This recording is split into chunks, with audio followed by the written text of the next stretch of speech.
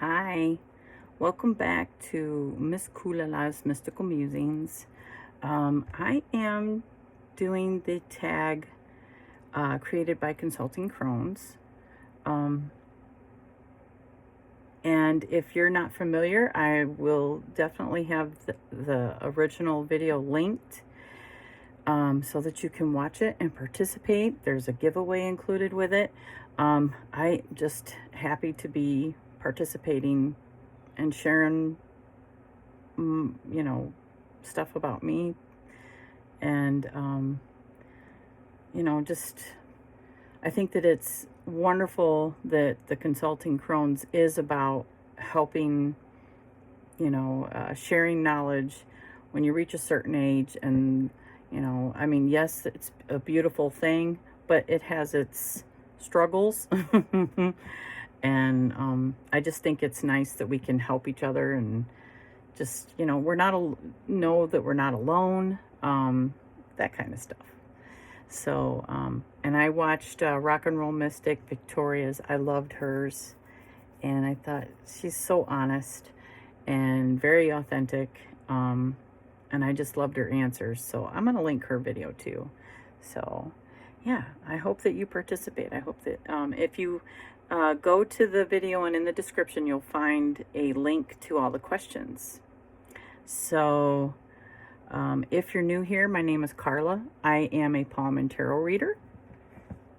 And every now and again, I find a VR that I think is definitely something I want to participate in. So, and I really like what Deb and Jen are doing here, and I want to support their channel. And this is my way of doing that. So the first question is what key experience has changed you as a spiritual practitioner thus far? Well, to define what a spiritual practitioner is, for me, is somebody that practices their spirituality every day. So a key experience that has changed me as a spiritual practitioner thus far is every day since I decided to practice my spirituality. But in all seriousness, it's been, the deaths in the last few years. It's been in mourning people that didn't die.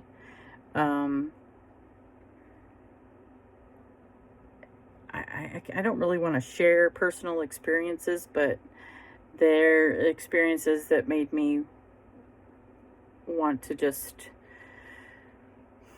I don't know, live life like people are watching. You know what I mean? Like, be my best person if nobody is watching.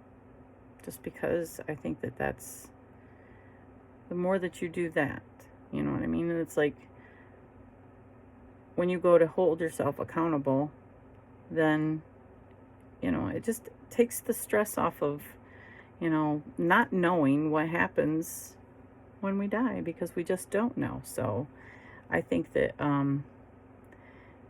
being my best person is beneficial to not just myself, but it's how I treat others. So, especially like death, you know what I mean? And watching someone die it will change you, So, I mean, and it will make you think, what am I leaving behind? Who am I? So, 2, how do you balance your magical practices with your everyday mundane life and responsibilities?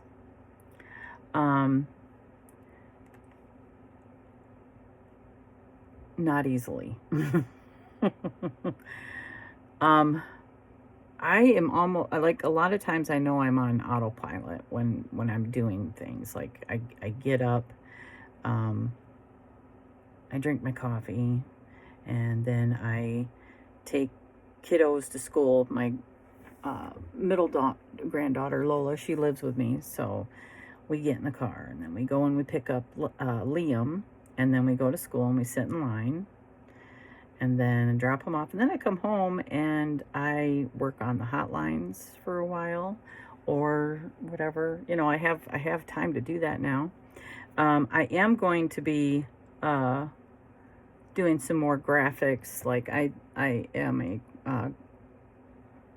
my skill when I was in the working world, besides doing, this kind of stuff and being a child caregiver, was in the factory. I applied graphics and like worked on recreational vehicles. So I am actually going to be doing that for a little bit to help a friend out. So I'll probably be doing less of this for a while.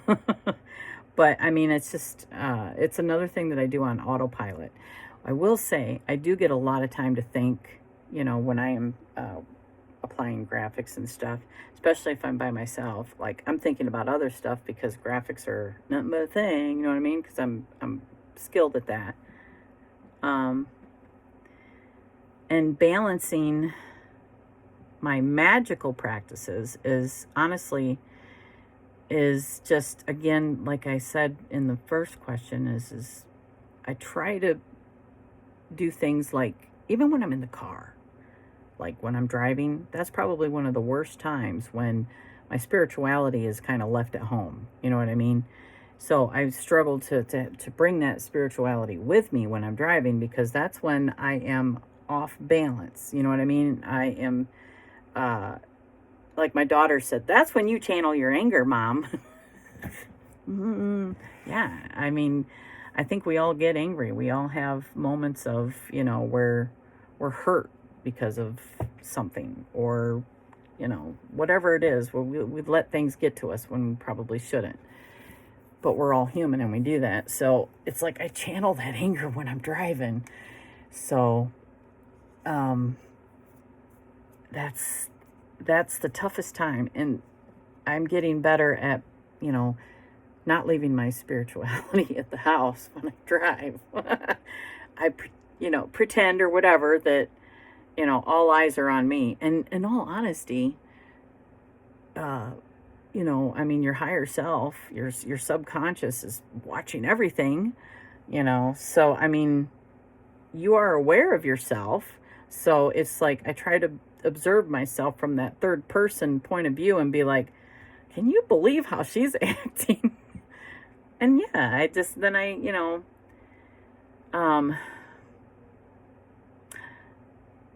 like, not saying I still don't like get angry if somebody is being negligent, you know what I mean? Another driver is kind of negligent, and I'm talking about obvious negligence, like, I don't even have to go into examples, I'm sure, but like somebody riding your butt when you're going 59 miles per hour, because 60 is speeding, right? In a 55 mile an hour zone. So I will do 4 miles over the speed limit. And I have yet to be pulled over for that. So when I'm doing that and somebody's riding on my butt, I'm thinking, you could just go around me. And I'm thinking, I'm not gonna get mad. But then they get real close, and I'm in the rear view mirror going, and in the side view mirror looking at them, like making it obvious that I'm looking at them, like. And in my head, I'm thinking, I'm looking at myself like, what are you gonna do? What are you gonna do? Me saying that to me. Anyway, I know that was long-winded, but. So yeah, to balance, I live like I'm being watched, and because honestly I'm watching myself, and I find ways to channel my anger, and like breathing through it and just analyzing like why I'm truly angry, stuff like that. When I have that time. So I will say that sometimes I'll push it down when I'm driving, you know what I mean, as a way to get through the trip and not do something that I might regret later, So, video journals, meditation, stuff like that, all of that. How are you planning on leaving a legacy? Digital memoirs, book of shadows, journals, etc. yeah, my video journals definitely. In fact, I have a lot of VRs that I've attempted, and I thought, yeah, no, mm-mm. So, but the questions were good, and I was really giving my heartfelt answers. But I mean, you know, they're really hardcore truth stuff, you know. It's for my daughters, you know. They all know my passcode. I don't hide nothing. They can look at anything they want. They can get on my phone. I don't care. But I mean, so honestly, I am an open book with the people I love. I just, pretty much with anyone really. I mean, if you want to know something, I'll tell you. But that's really the legacy that I think I'll leave behind. And you know what? A true legacy is how people, I think, remember you. And so that's the legacy I think that you leave behind. So I just hope that people remember me as someone that, you know, just had their best interests at heart, someone that just loves you, someone that loves you, and someone that cares about you, you know. And I can't like be there for everyone type thing, but I do make an effort, you know. And then remember, like, my struggle is to take care of myself. So I do prioritize others before myself. And that is a struggle, but I also am open about my struggles. You know what I mean? I don't try to hide them. I used to do that. I used to try and hide them. But the people that truly love you listen when you're trying to talk to them about stuff. And so now that, you know, that's apparent, the people, you know, who's listening, you know, you just open up and you tell them. So anyway, number 4, have you recently started any new practices or traditions? You know what? Yeah, I have been hyper focused on the psychology of neurodivergent versus neurotypical. And so anything to do with psychology, I am extremely invested in. As far as like new, like I actually started a hypnotherapy class quite a while ago. I bought it and I've just been sitting on it. You know what I mean? I didn't start it, but I did actually start it probably about a month and a half ago. But I've been going very slow, and I've been taking notes. You know, to so because I don't retain very well. If I take a note, if I'm taking notes as I go, then and I'm almost copying everything that she says, my teacher. But I'm taking it very slow. You know what I mean? Just so that I am absorbing it, you know, like I did with palmistry. And then I want to apply that knowledge. You know what I mean? Like I want to, like, my kids and stuff have said they're gonna, you know, let me kind of use them as guinea pigs. They trust me. You know, I have their best interest at heart. I'm not going to do anything to hurt them. But, you know, it's really like guided meditation and stuff. It's not, like there are courses that I can partake in, you know, that are for past life regression, which I do have. I've signed up for that one too. But I want to do the hypnotherapy and the hypnosis first, and then see what the past life regression is about, and just take it from there. You know, getting my feet wet and understanding what hypnosis is my priority right now. Understanding the way the brain works, which again kind of goes with the neurodivergent thing, and I'm just finding out so much about stuff, and I get hyper focused on the brain, you know, and how we are and why people are, you know what I mean? And it started with the palmistry. And then, you know, my granddaughter was diagnosed with level 10 autism, I have my theories. I think we're all neurodivergent before we were neurotypical. Anyway, that's so. Number 5. What crone wisdom would you want to share with the newer practitioners from your journey? Spiritual, magical, mundane.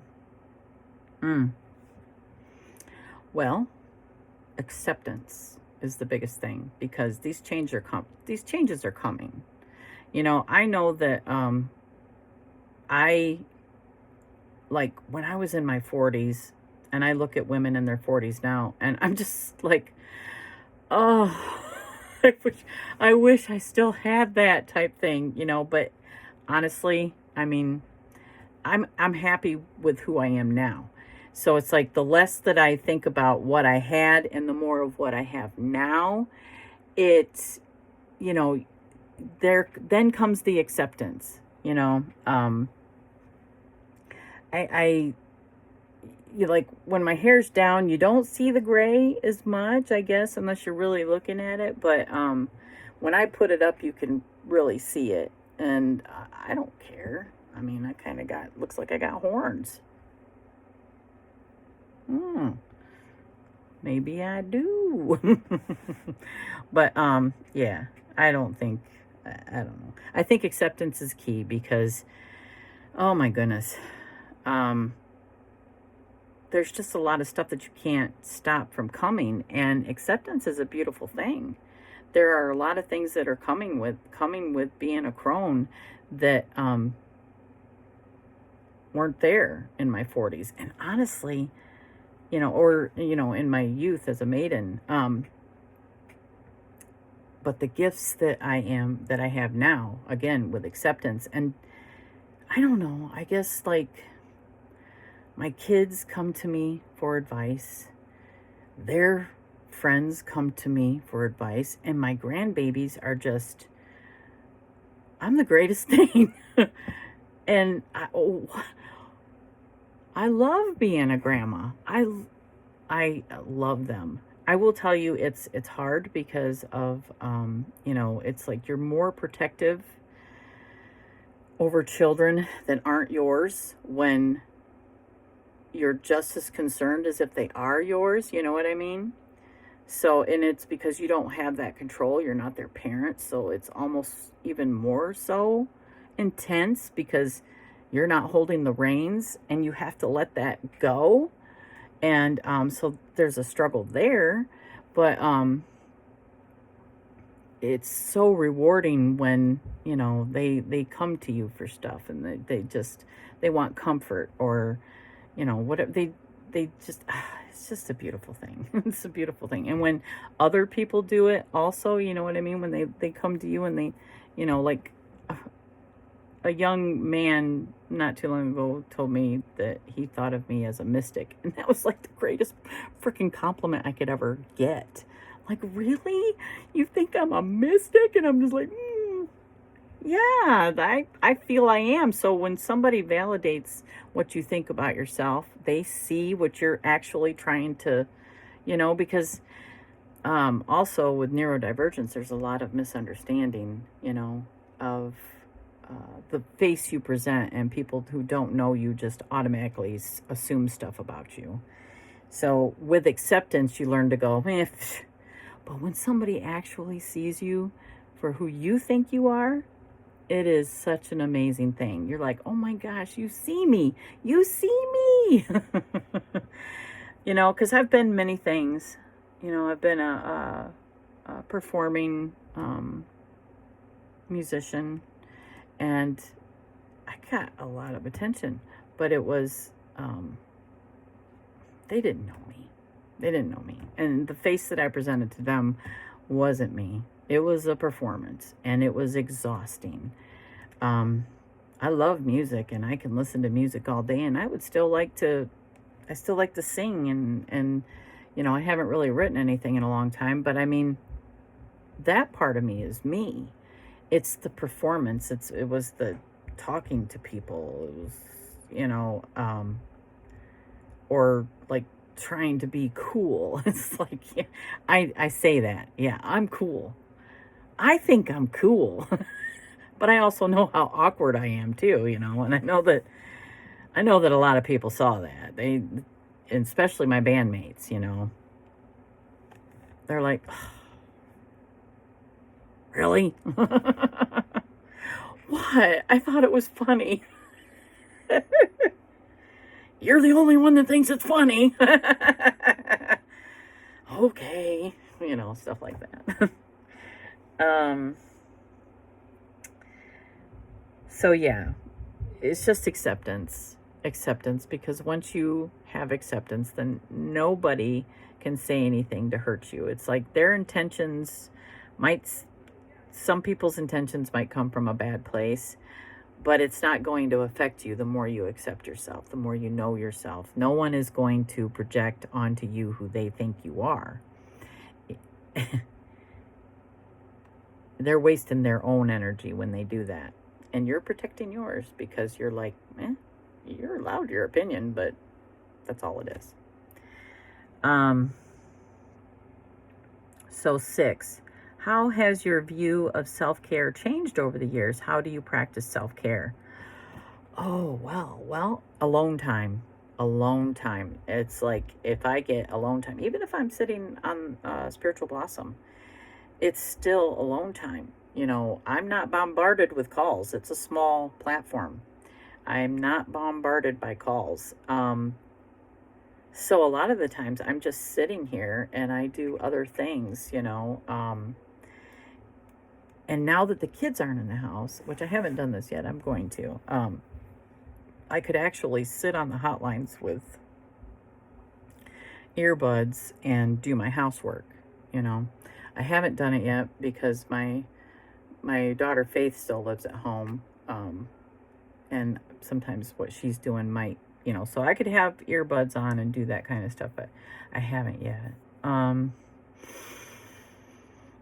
just so alone time. I'm always going to have my nose in a book or learning something, because I don't know what it is, but I feel like if I'm not learning something, I don't know if this is something that should be looked at in my as maybe a struggle for myself. Like I put that pressure on myself. I feel like I just have to learn stuff. I don't know. But I'm applying what I learn, you know what I mean? So, it just makes me feel good. So I guess that to me would be self-care. Makes me feel good. And as far as what's changed, it's like the need to take in that knowledge is more intense. The need for the alone time is more intense. I don't know. I think those are really the two most important things that have truly changed. It's like making it important to take the time to myself, and again, it's like I've always been someone that like either talked to God or meditated. It's just the same thing to me. You know what I mean? Have that conversation with my higher self, whatever you want to call it. Who I believe the source is, I'm always talking to that. And that's always been there. I've always done that. So, that's really not changed.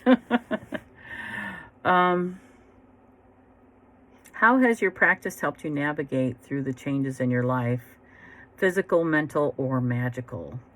Well, if I'm going to teach it, I'm going to use it. I'm going to live it. You know what I mean?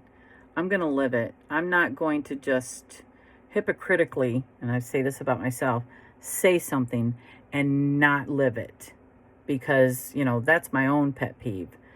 I have trouble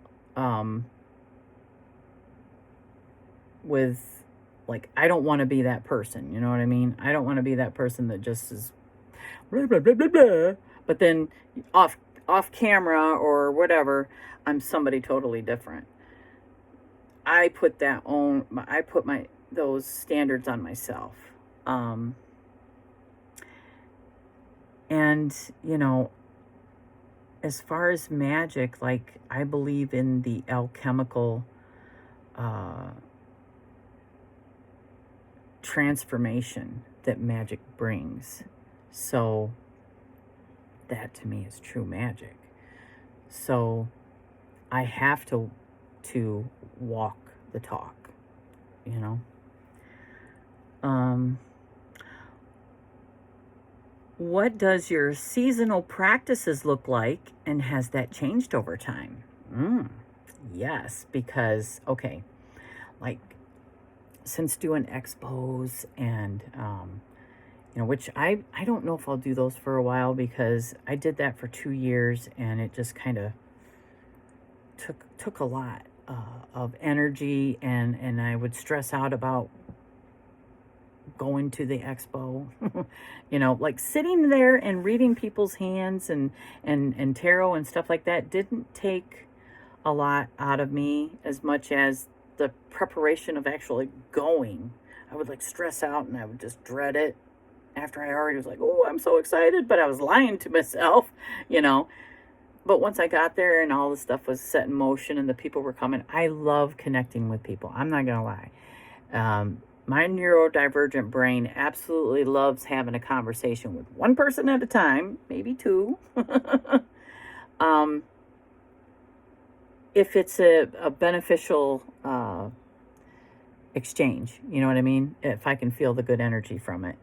And so because of like doing that more so, and interacting here and just having more friends that are practitioners, witches, or even people that don't claim being a witch, they're just a magical being.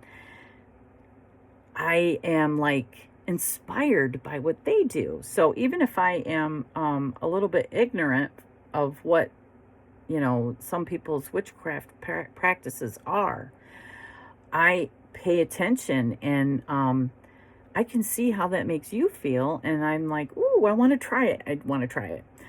There's some things that I just, if I'm not informed enough to try, I don't.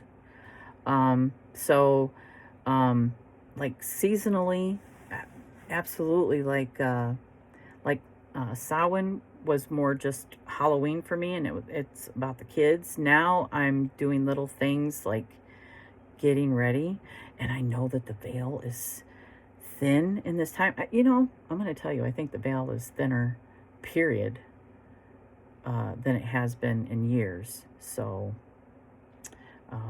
there's that.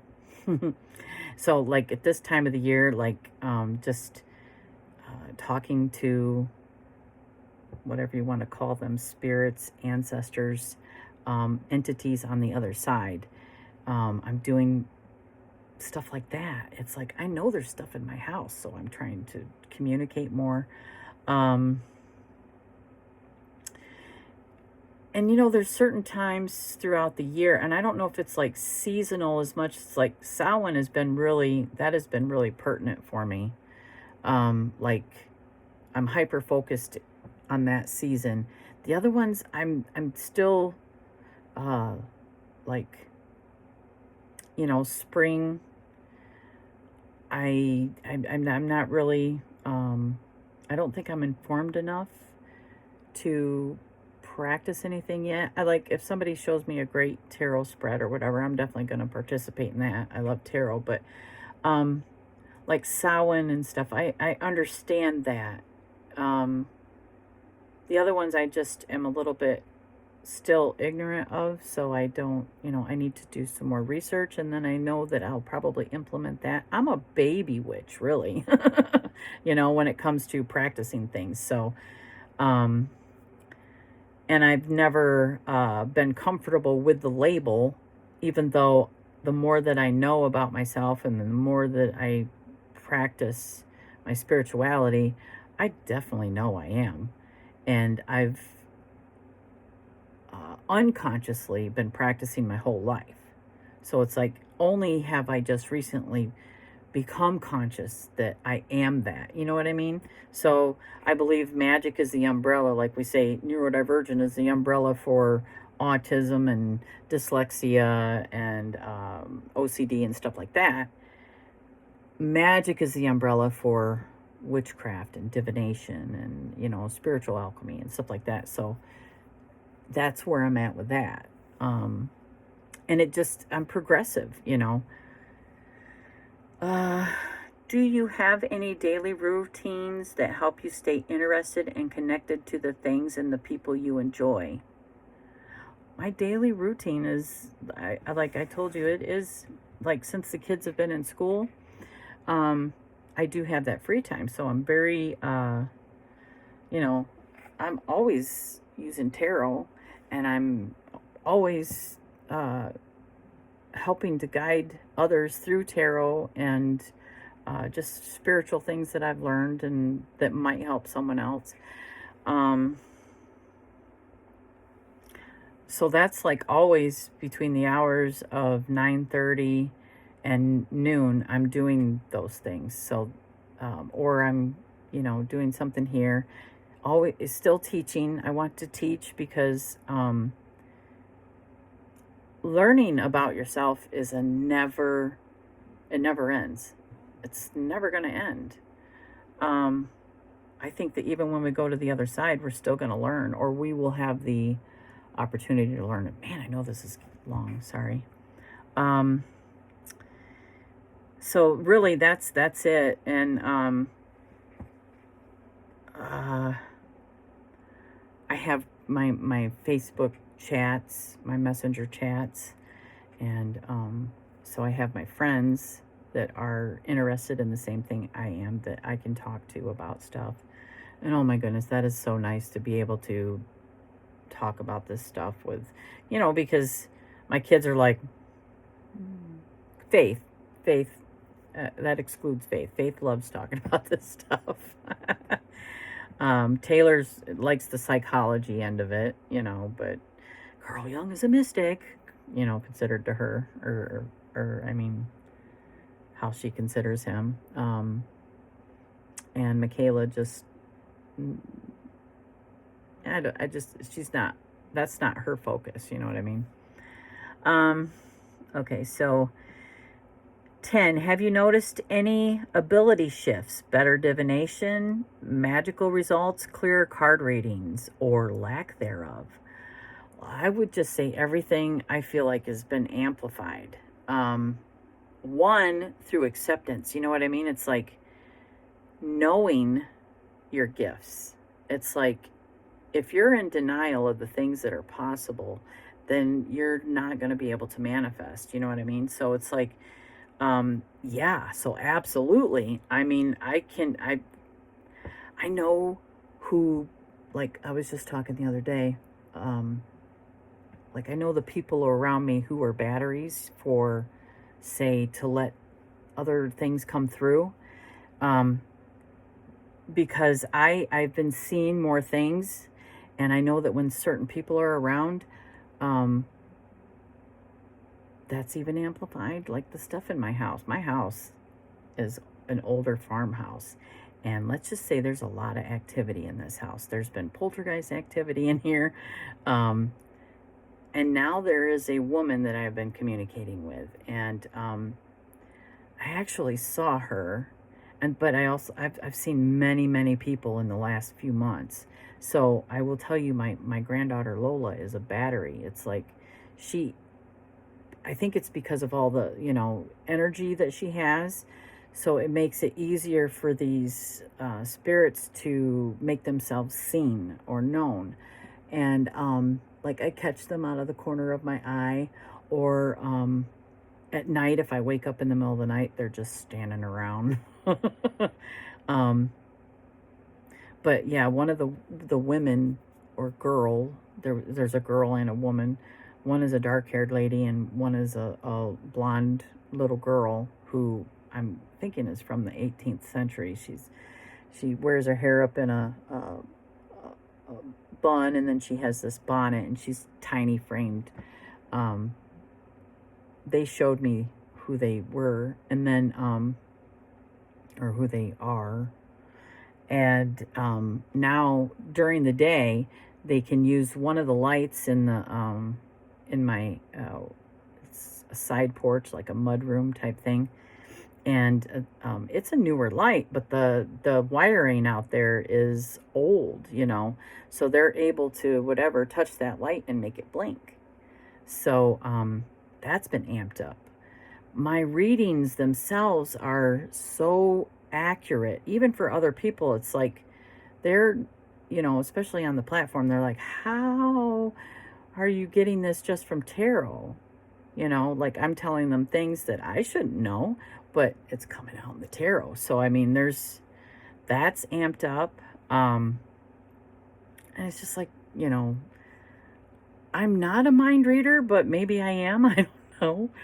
Those things come through. I will say that, like watching my granddaughter, who is, I've said it before, she's a level 10 autistic little girl.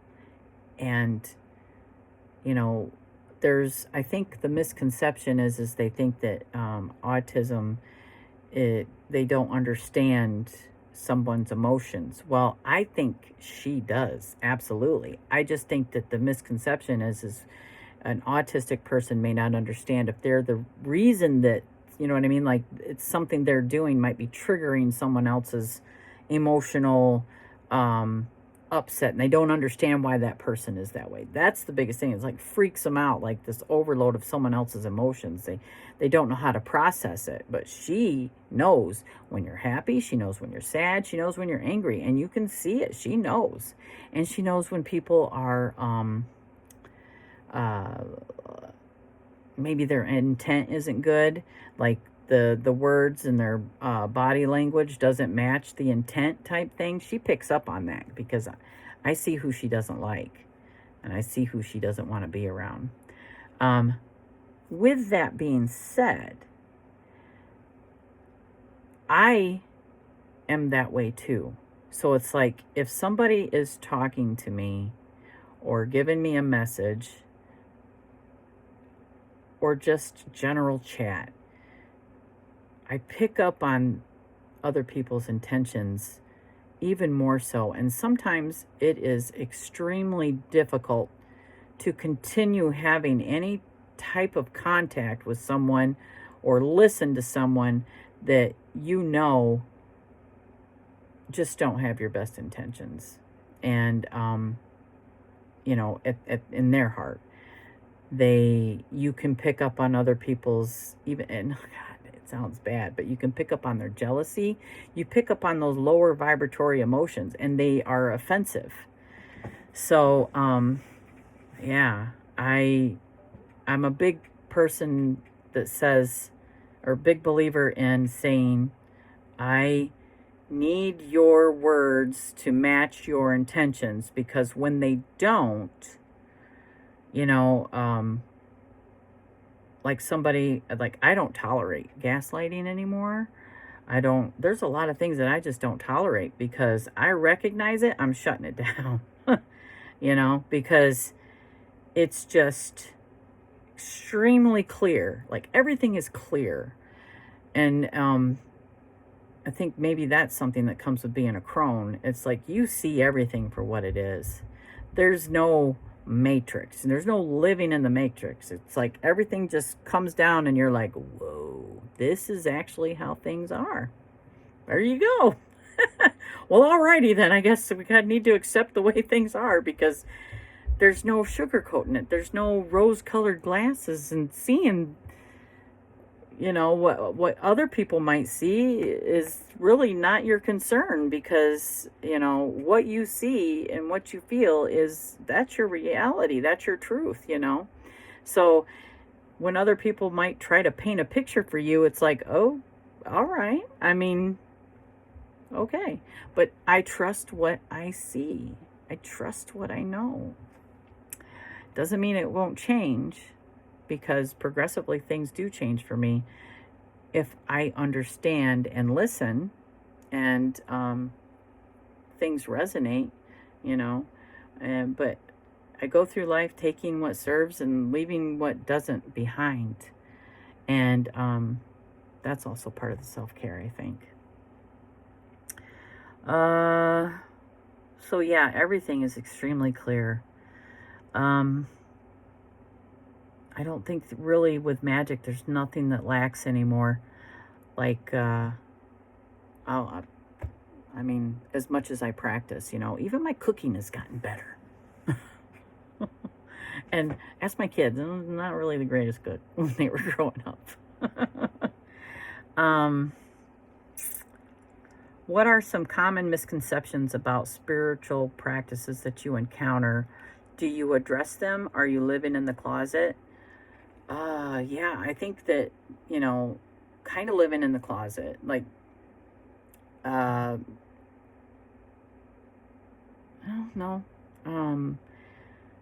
not really. I mean, because, I have a lot of acquaintances and friends that I have had from childhood. Like, and they're all on my Facebook. These are people that I have met at one time or at least had a nice conversation with. So, what was we talking about? Oh, sorry. Misconceptions that you encountered. Living in the, okay, so like my circle is a lot smaller now. And the circle of people that these are people that they don't take my energy, you know what I mean? They don't I know that the larger my circle was, and this was even family too, there were certain people that I literally just had to mask around all the time. Now some family I'm like, you're my family, and you know, I might still mask just to keep the peace type thing, but because not everybody is accepting, and you kind of got to accept that too. You know what I mean? It's just part of just forgiving. What is it? Radical acceptance. So you forgive those that don't even ask for your forgiveness. You just do because you accept that they are that way, and they're not willing to accept you. But that doesn't mean that you have to be different. You know what I mean? So there's times that I might mask just because I don't want to create chaos, you know what I mean, or drama for them. Because honestly, if someone else is, affected by you, and again, I'm a big believer in nothing happens to you, you are affecting everybody. So if I'm like a villain in their story, or say I could cause drama for them, I know I'm going to mask. I'm not going to people please, but I'm going to watch my P's and Q's. You know what I mean? So in that way, yeah, I might still be living in the closet, but in my close circle of friends, no, they get weird, and, my quirky sense of humor, and I don't try to be somebody I'm not anymore. I mean, I gotta tell you, I feel like I'm talking to an old friend right now, so you're gonna get it right now. I'm gonna tell you.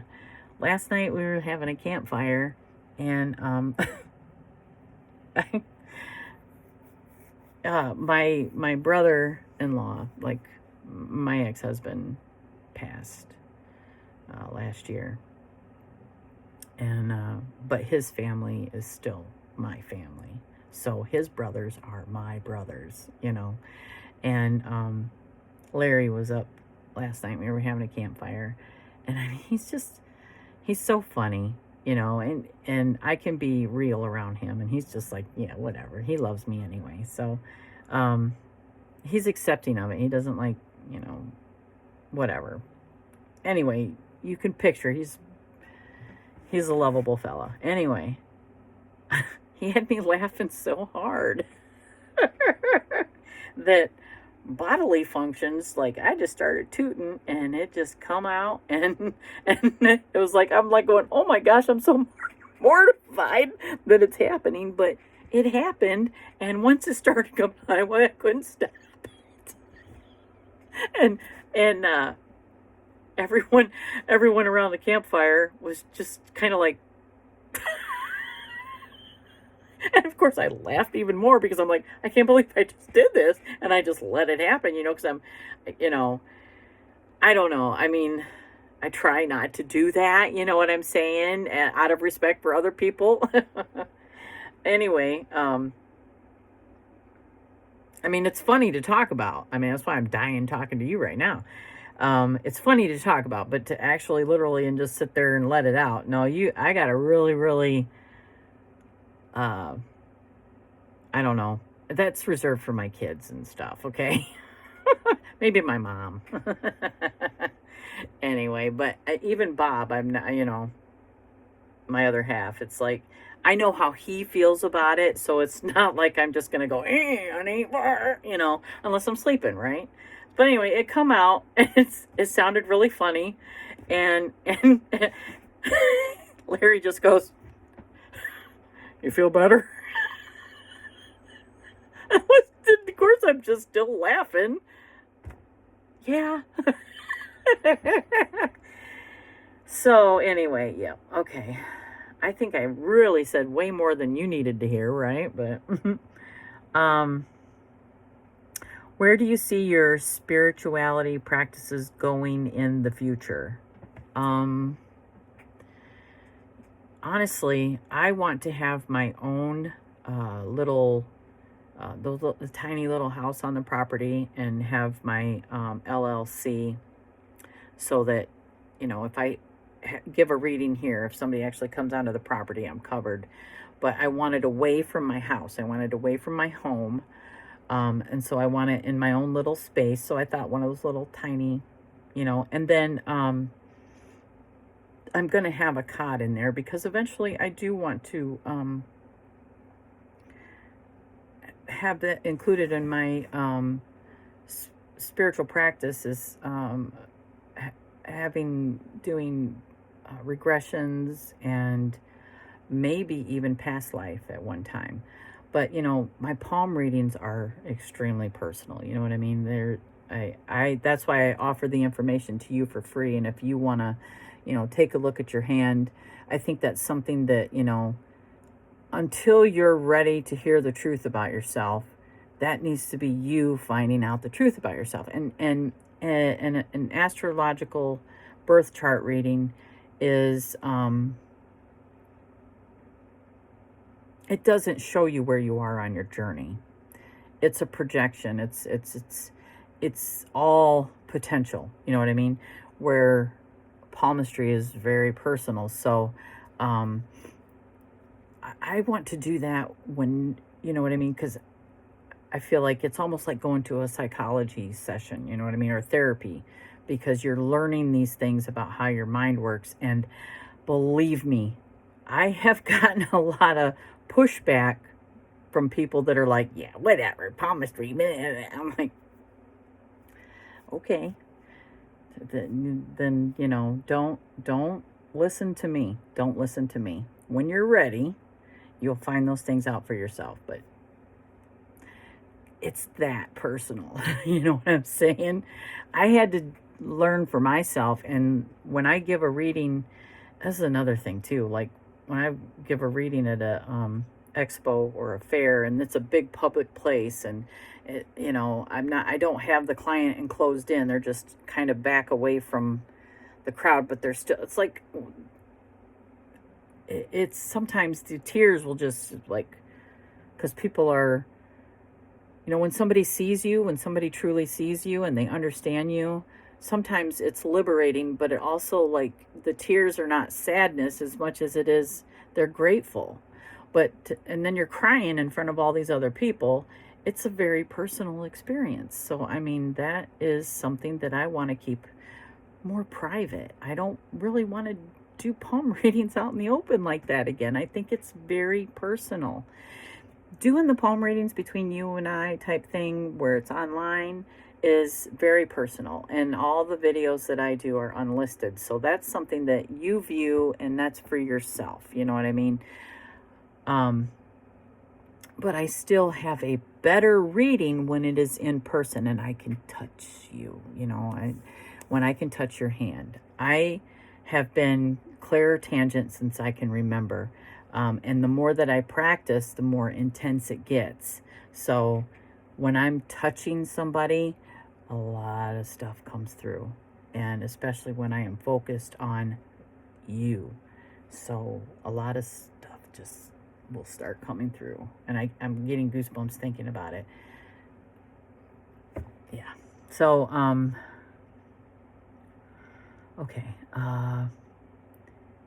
In becoming a crone, what are your dreams for the future? Retirement, travel, etc. Well, I do talk about this a lot. When my grandbabies are old enough that they don't need grandma watching them. Now, that's probably not going to be so with Lennox. You know what I mean? I mean, there is a plan in motion for her. And I'm just going to say this.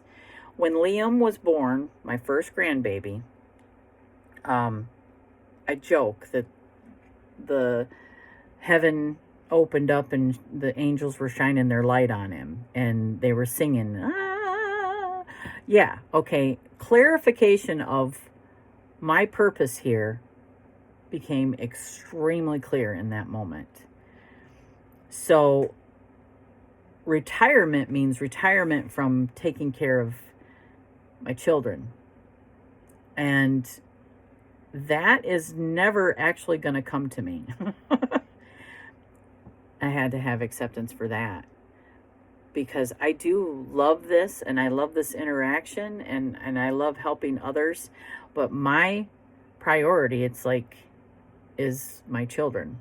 And it's extremely evident now, more so than it ever was. So I don't need to not have children around because I feel like I would be lost. I wouldn't be me. You know what I mean? So I do want to travel. But, Bob and I, we do, I have an appointment book that I keep everything in because if I didn't have that appointment book, I wouldn't remember what I'm doing from day to day.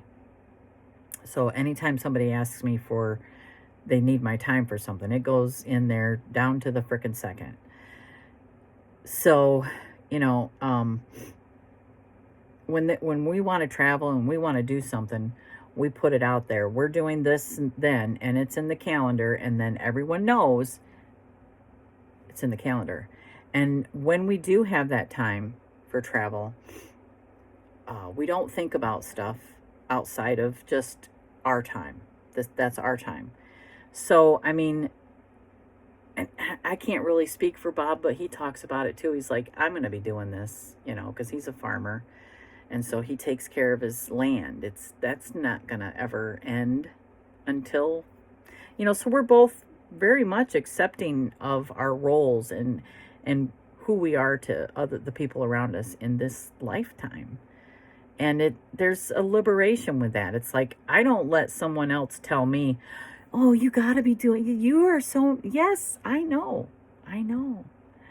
But don't think for 1 second that I don't know what I planned for myself here because I was given clarification. So as much as what you got going on for yourself is wonderful, and I'm extremely happy that you're doing this for yourself and you're abundant in everything, because believe me, that's all I want to see, but don't presume to know what I have planned for myself. Simple as that. And that's it. I mean, it's just when the time comes and I'm leaving this plane, is just know that I'm loved and that I'm probably not really going anywhere. You know what I mean? Yeah, I'm still going to be here guiding those that I'm guiding now. Because the people that have been guiding me, even though they've passed, are still with me. And I still talk to them.